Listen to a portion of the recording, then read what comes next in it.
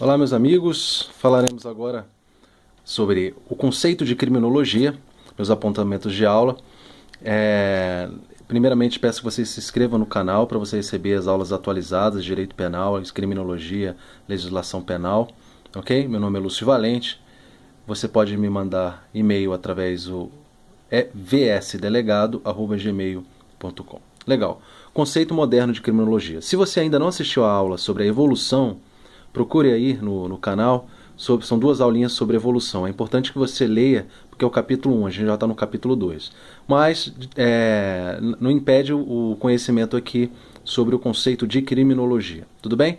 Olha só, primeiro entender que o termo criminologia, eu já citei isso na aula passada, foi um termo criado por um sujeito chamado Paul Topinard, o sujeito que viveu entre 1830 e 1911, e esse termo foi difundido por Garofalo. Essa informaçãozinha aqui, bem objetiva e bem simples, ela é bastante cobrada em prova, beleza? Então, criado por Paul Topinard e difundido por Garofalo. Garofalo é um positivista que é o representante da fase jurídica do positivismo, beleza?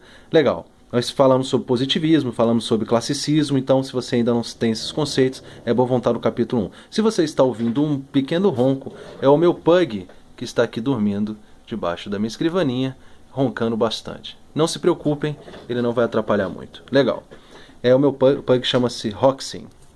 Legal, criminologia é uma ciência. Bom, qual é o conceito de criminologia? Eu gosto de conceitos bem objetivos e bem que sejam significativos, ou seja, que eu possa utilizar aquele conceito posteriormente. Então, criminologia é uma ciência empírica, interdisciplinar e que estuda a criminalidade. Bom, quando eu falo que ela é uma ciência empírica, eu estou dizendo que ela é uma ciência que se baseia na observação. Ok? Ciência empírica, ou seja, aquela que se observa, se estuda através da observação.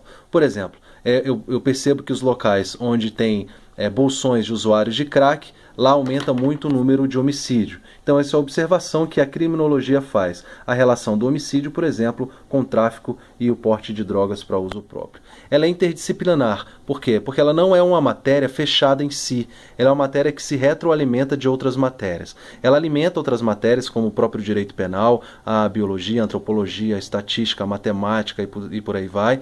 Todas as ciências sociais e todas as ciências humanas, né, as ciências naturais. Então é uma ciência interdisciplinar. Então ela é empírica e interdisciplinar, que estuda a criminalidade, ou seja, as causas, a criminalidade em relação à vítima e o controle social. Quando a gente fala do controle social, o que seria exatamente o controle social? A gente está falando do controle social formal, ok?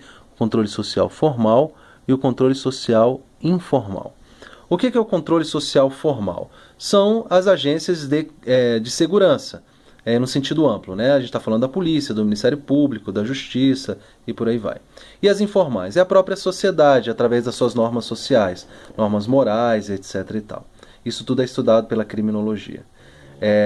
Personalidade, ok? Personalidade do criminoso que leva o sujeito a delinquir, e isso tem a ver com sua personalidade, e também a ressocialização. A ressocialização também é um ponto importante no estudo da criminologia. Então memorize, é uma ciência empírica interdisciplinar que estuda a criminalidade, ok? Ciência empírica interdisciplinar que estuda a criminalidade. Legal, no próximo ponto aqui, qual é o método da criminologia? Qual é o método da criminologia? A criminologia se utiliza do método empírico, ou seja, do empirismo.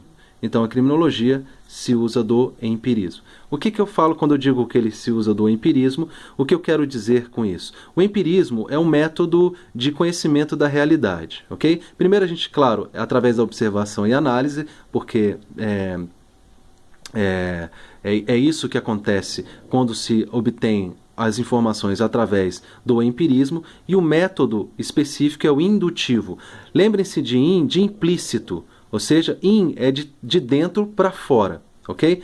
O que seria esse método implícito? É aquele que se baseia na indução, ou seja, observa-se o particular para chegar a uma conclusão geral. Por exemplo, a top Gisele é linda, a top Marta é linda, a top Aika é linda, logo as top models foi feio. As top models são lindas, ok? Se eu falo assim, por exemplo, usuários de crack, José é usuário de crack e morreu de homicídio. Pedro é usuário de crack e morreu de homicídio. Antônio é usuário de crack e morreu de homicídio. Logo, os homicídios podem ter relação com o uso de crack. Compreenderam? Então esse é o método indutivo. É o contrário do chamado método dedutivo, que é usado pelo exemplo do direito. Eu sigo de uma regra geral, matar alguém é um tipo penal, José matou alguém. Então eu parto do geral, matar alguém, para o específico para determinar o conhecimento que eu quero. Então o método aqui é indutivo, através da indução. Lembra de implícito. Fechou? Legal, esse é o método da criminologia, muito cobrado em prova também. Legal. E quais seriam os objetos da criminologia? Quais seriam os objetos da criminologia? O que estuda a criminologia? Ela estuda o delito, não no seu sentido, vamos dizer, jurídico, ok? Mas no sentido como fenômeno,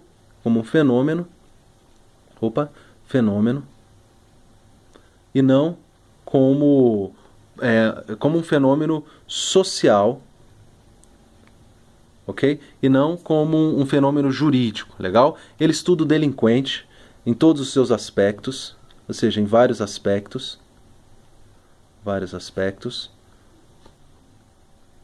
inclusive no aspecto da ressocialização, o controle social formal, que é o chamado também regulativo, que é a polícia, o judiciário, o Ministério Público, etc. O informal, que são os valores morais e éticos da sociedade. Isso tudo influi, tem que ser estudado, porque a gente entende o crime estudando esses objetos que compõem a criminologia. E a própria vítima. A ciência que estuda a vítima é uma subciência chamada vitimologia.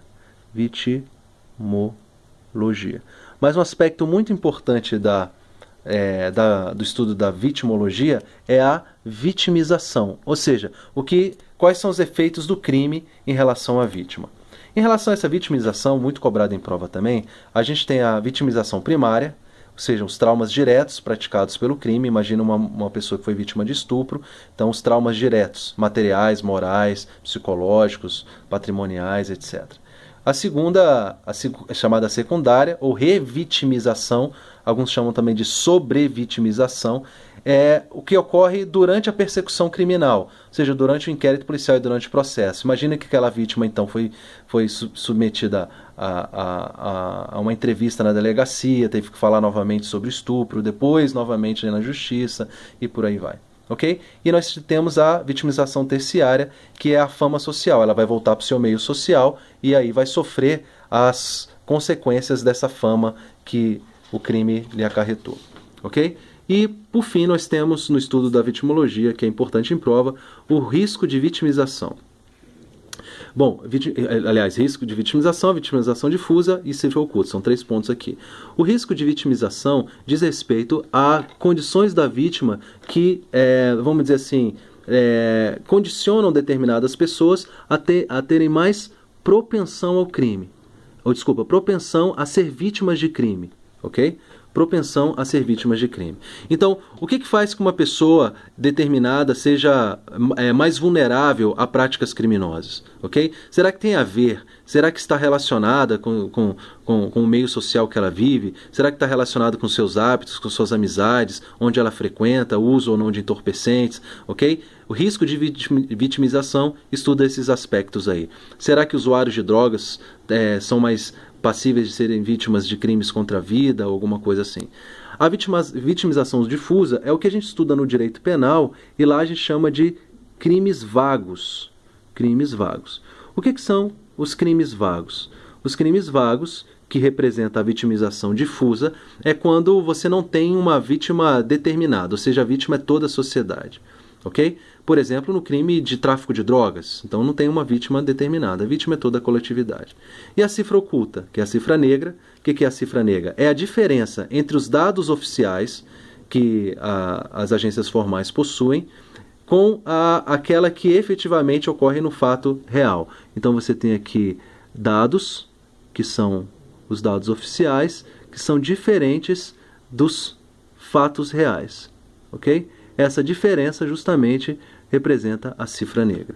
Por exemplo, então o sujeito arrombou o vidro do seu carro, levou alguns objetos e você consertou o vidro, etc., e não achou importante registrar a ocorrência. Então isso não gerou um dado formal e gerou uma diferença entre a realidade e o que o Estado sabe sobre a criminalidade. Isso a gente chama de cifra negra. Ok? E a cifra dourada é aquela cifra também negra, ou seja, oculta, mas ela é ocultada por força do poder econômico e poder político. Ok? Poder econômico e poder político. Então acontece principalmente nos crimes de colarinho branco, ok? Econômico / político. Legal? Bom, falamos então hoje sobre o conceito de direito penal, sobre o objeto e o método do direito penal e sobre a vitimização no direito penal. Que direito penal? Na criminologia, ok? Legal? Então, risco de vitimização na criminologia é muito importante, é bastante cobrado em prova. Anotem aí e até a próxima aula. Esse vídeo só tem essa parte mesmo, e daí eu já vou para o capítulo 3 falar de outro assunto, beleza? Até a próxima, gente. Fiquem com Deus.